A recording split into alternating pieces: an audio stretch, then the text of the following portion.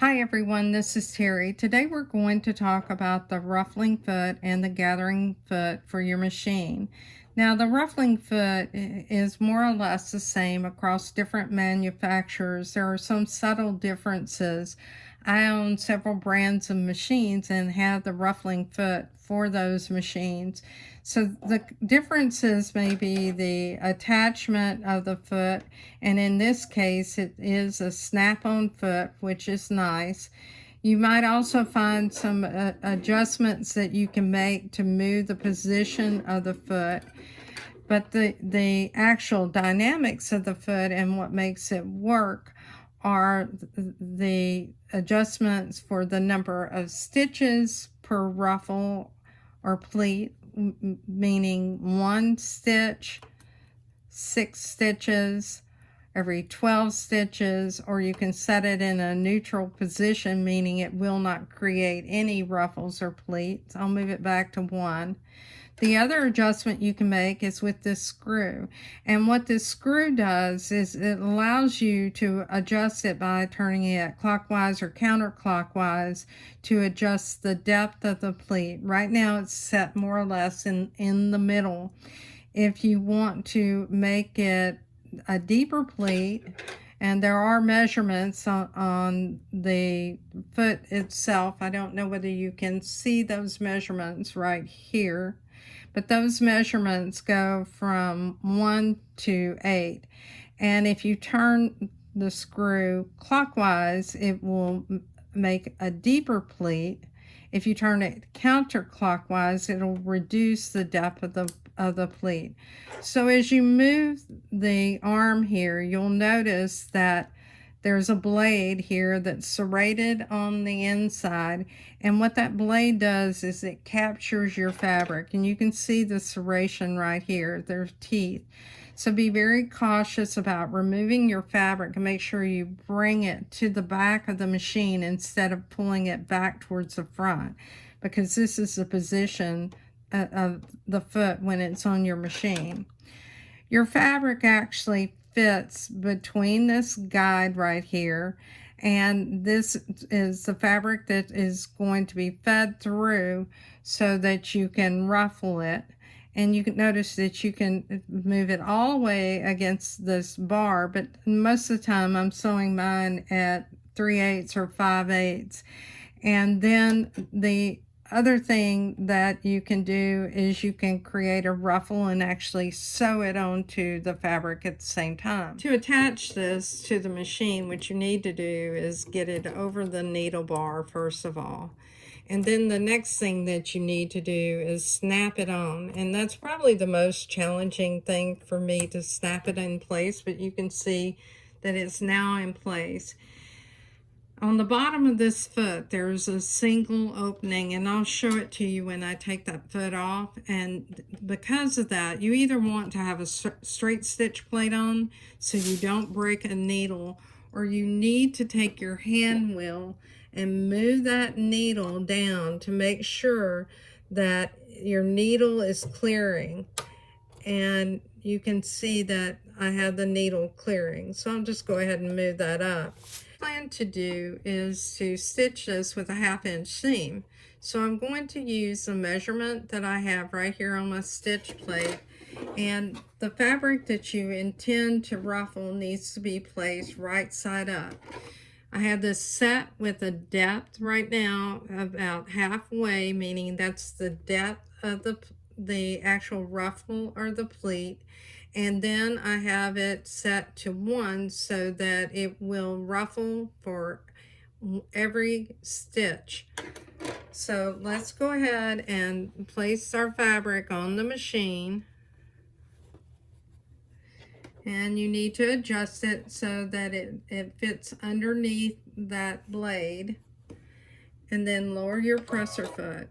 Now this isn't a race, so my recommendation is to go slowly at first, just to make sure you have everything set up correctly.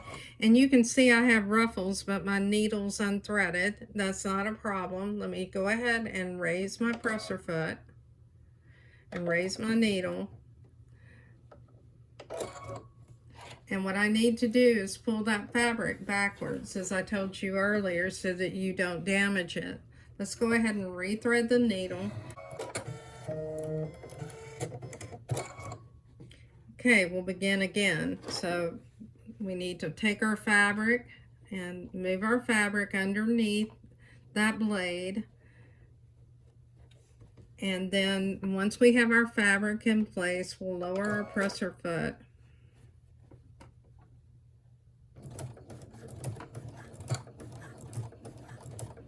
So what I'm watching is the stitch plate, because I want to keep my fabric in the correct position. And you'll notice that this is a fairly tight ruffle.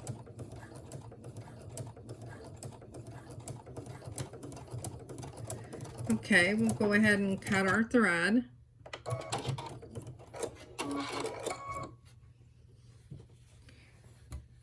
And here's the ruffle that I've created. What I'm going to do is to create a ruffle and attach it to some fabric. So I have my fabric guided underneath the blade, as I did a moment ago. And I'll take my top fabric and place it so that their right sides are facing one another. And you may need to have a couple of stitches before it starts catching your fabric to lower your presser foot and begin sewing. So what's happening is your top fabric is being attached to that ruffle, and your top fabric is going to lay flat.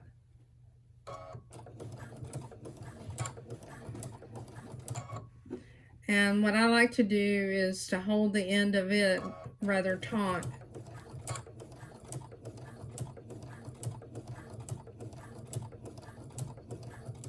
And you can go faster.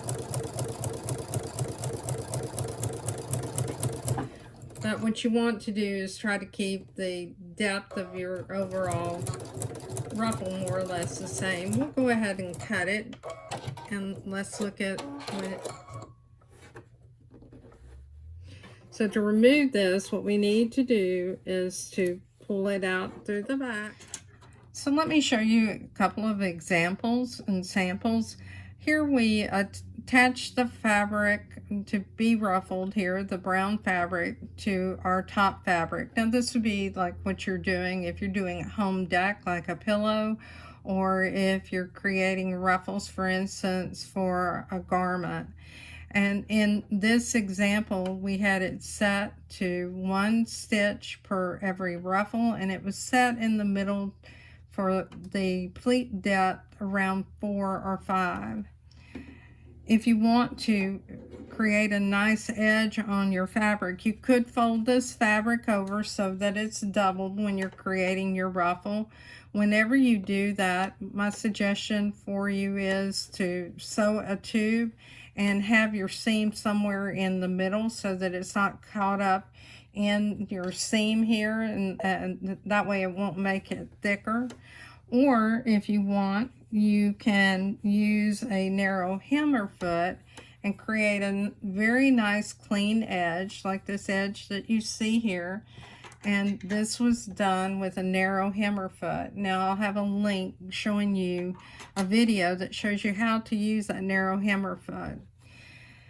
If you set your adjustment screw so it's at 1, you're going to have a very loose ruffle, and that ruffle is going to look like this. So you can see at a setting of 1, both on the top, and if you move the depth, you're going to have a very loose ruffle. This is really what I call a gather. If you set it to a depth of 4, this is what your ruffle is going to look like. And if you set it to the depth of 8, you have a very tight ruffle. Now let me show you some of the pleats at the different settings. At a setting of 4, and you have it set for every 6 stitches, this is the appearance that you're going to get. If you set it for every 12, you can see that you really don't have much of a pleat at all. It's not a discernible pleat. Okay, now we're going to look at the gathering foot. So we need to change our feet. The gathering foot is going to use the adapter, the S adapter. So you need to locate your S adapter that comes with your machine.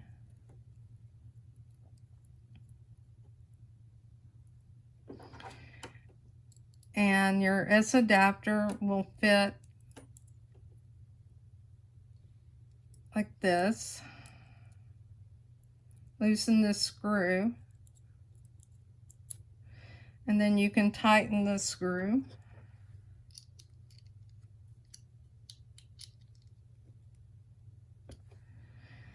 Then you need to remove the screw from your presser bar and go ahead and put this on your machine. With the gathering foot, you need to move your needle to a left needle position. The length of your stitch is going to contribute to the depth of the gathers. So I've set mine right now for 3.5. And what I'm going to do is to take my fabric that I want it gathered to and place it face down against the other fabric. So these are right sides together. I'll lower the presser foot. And the most challenging thing with this is going to be keeping your fabrics aligned. So my job is going to be trying to keep the fabrics aligned as we're working with this foot. So you're going to really need to have two hands to do this. Let me get it started so that I can start stitching.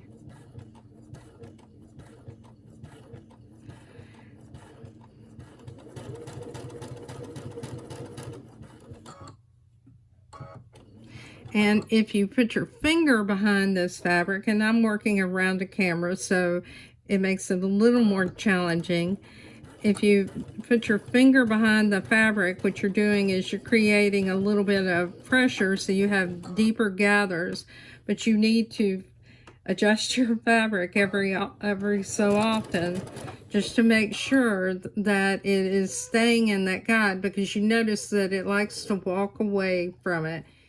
So let's compare two samples, and this was using the ruffling foot with the screws set to 1 and with the ruffle stitch every stitch. You can see that these are fairly loose gathers, and that's why I think this foot is so versatile, because you can get a look that is similar to this gathering stitch that you see here. So with the gathering foot, you're going to get loose ruffles. A lot of that's determined by your stitch length. You need to practice it and practice with pieces of fabric like I have here, so that you understand how you can increase the depth of those gathers. Or you may elect to go to the ruffling foot, where most of the work is done by the foot because it controls that fabric extremely well. I'm Terry Maffitt. Thank you for your time today. I'd like to take a moment to thank my sponsor, Moore Sewing Center in Southern California. Contact Moore for your sewing needs, and join me on Facebook and the Just Stitching with the Brother Luminaire group. Thank you, everyone.